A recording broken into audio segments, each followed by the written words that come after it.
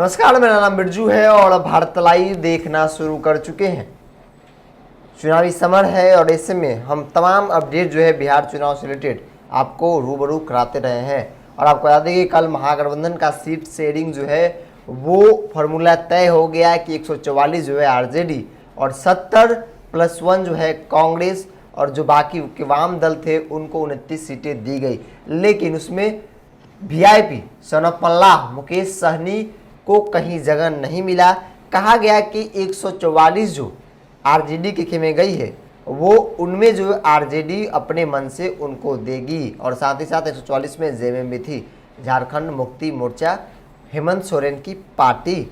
लेकिन बहरहाल आपको बता दें कि आपने देखा कि किस तरीके से जो मुकेश सहनी है बड़ी मंच से आरोप लगाकर वहां से चले गए कि उनके साथ जो है उनके पीठ पर खंजर भोंका गया, धोखा किया गया। उनको जो है उन्होंने साफ तौर पे कहा कि 25+1 डिप्टी सीएम की बात हुई थी, लेकिन जो है वो बात यहाँ नहीं कही गई, यानी कि साफ तौर से वो उनके साथ धोखा हुआ है। आपको बता दें कि जब भी हमने उनसे सवाल भी किया एक दिन पहले जब वो तेजस्वी यादव से मिलने के लिए गए थे तो उनसे सवाल किया कि कहीं ऐसा तो नहीं कि जो भी घटक दल आते हैं मिलने के लिए तेजस्वी यादव से वो एक दिन बाद जो है अपना रुख साफ कर लेते हैं और महागठबंधन से बाहर चले जाते हैं। चाहे मांझी जी की बात की जाए या उपेंद्र कुशवाहा की बात की जाए, मांझी जी भी मिलने गए थे, उसके एक दिन बाद जो है बाहर की रास्ता देख लिए थे। उपेंद्र कुशवाहा भी ठीक मिलने गए, एक दिन बाद जो है वो अपना रुख साफ कर लेते हैं और महागठबंधन से टाटा बाय बाय और रिश्ता दूरी बना लेते हैं।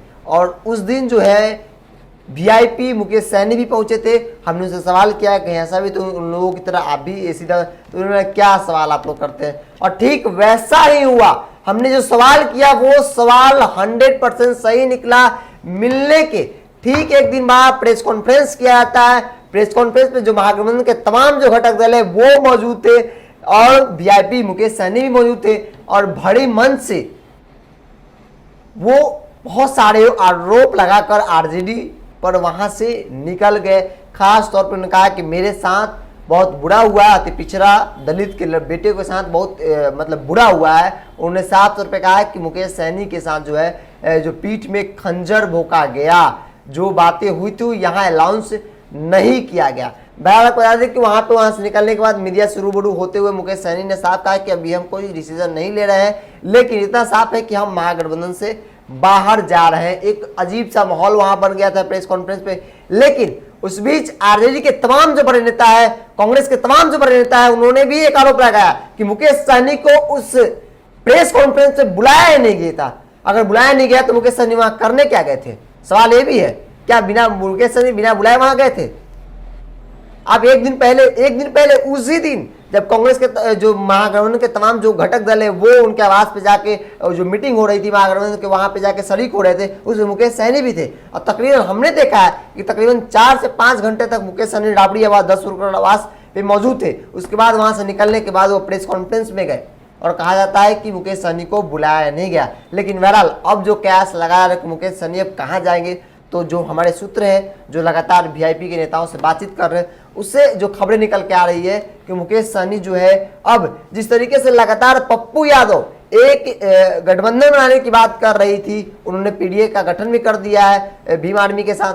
अब जो है वो मांझी जी का भी स्वागत कर रही थी, चिराग पासवान का भी स्वागत कर रहे थे कि ये सभी लोग आए बिहार बचाने में हमारा साथ दे।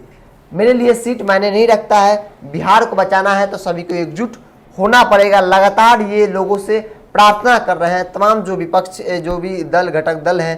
आरएलएसपी की बात की जाए उनसे भी उन्होंने साफ तौर पे कहा था कि उपेंद्र कुशवाहा अगर बिहार बचाना चाहते हैं तो पप्पू यादव के साथ आए।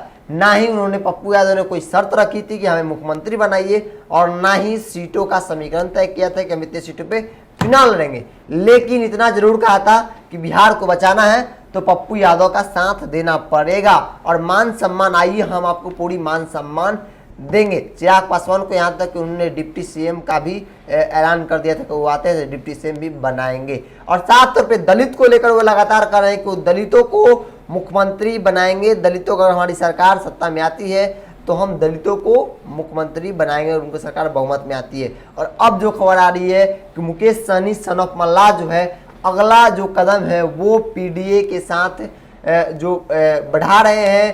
कहा जा रहा था कि मुकेश सहनी भी पप्पू यादव ने जो पीडीए गठन किया है, प्रकाश आंबेडकर हो या जो उसमें भीम आर्मी है, उनके साथ जो है जो पीडीए का गठन किया गया है, उसमें जो है कहीं ना कहीं जो खबरें आ रही है भारत लाइव को, उस खबरें के मुताबिक कहा जाए तो मुकेश सहनी भी उस पीडीए का हिस्सा बनने जा रहे हैं। क्योंकि इससे पहले भी उन्होंने, पप्पू यादव ने साफ तौर पे कहा, साफ साफ शब्दों में कहा कि हमारी सरकार अगर बहुमत में आती है तो दलित मुख्यमंत्री होगा, और मुकेश सहनी डिप्टी सीएम की बात कर रहे हैं। लेकिन हो सकता है कि यहाँ पे पप्पू यादव जो है वो सीएम पद देने की बात कही जा रही हो, क्योंकि ये सारी चीज़ें स्पष्ट हो चुकी है।